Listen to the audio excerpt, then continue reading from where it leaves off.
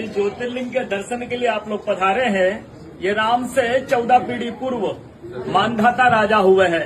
शिव पुराण में उल्लेख है, जिन्होंने मां से नहीं पिता से जन्म लिया था।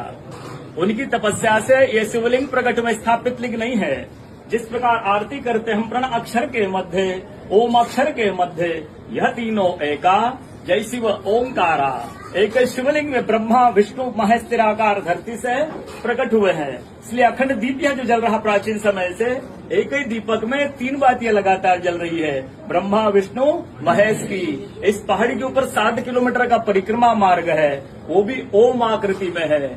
जो पर्वत पे हम प्रभु के दर्शनों के लिए खड़े हैं, ये पर्वत स्वयं शिवलिंग की आकृति में है। चारों तरफ नर्मदा मैया जलेहरी बनकर बह रही है। पूरे 12 ज्योतिर्लिंग में शयन आरती होती है, लेकिन बाबा का विश्राम ओंकारेश्वर ज्योतिर्लिंग में है, तो उनके शयन के लिए झूला पल्ला चौपड़ पासे बिछाए जाते हैं। बाबा यहाँ विश्राम करके 3 बजे रात उठकर महाकालेश्वर जाएंगे, वहाँ स्नान करेंगे। इसलिए वहाँ का भस्म आरती प्रसिद्ध है, यहाँ का शयन आरती प्रसिद्ध है। शिव पुराण में भी कथा आती है, महिलाएं 16 सोमवार व्रत करती है, उसमें भी कथा आती है। क्या कथा आती है? प्रतिदिन भोलेनाथ आते हैं, माँ के साथ विश्राम करके ब्रह्म मुहूर्त में उठकर चले जाते हैं।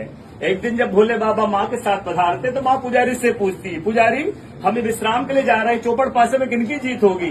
पुजारी बोलते कि आज ही भोले बाबा जीतेंगे। ऐसा बोलकर पुजारी घर चले जाते हैं।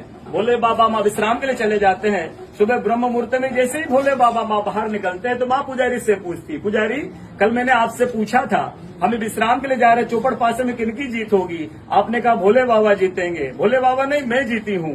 माँ ऐसा बोल करके उनको श्राप देके चली जाती है।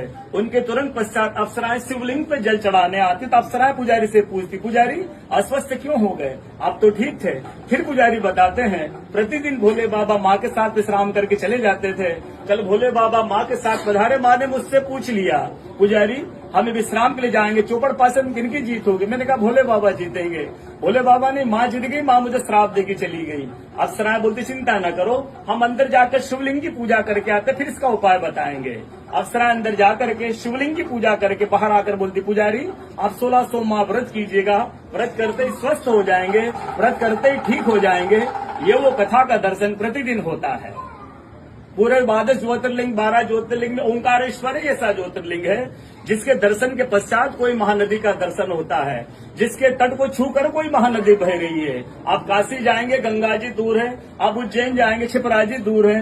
आप सोमनाथ जाएंगे, समुद्र है। लेकिन ओंकारेश्वर ऐसा ज्योतिर्लिंग है जिसके दर्शन के पश्चात कोई महानदी का दर्शन होता है। वो महानदी है रुद्रदेहाज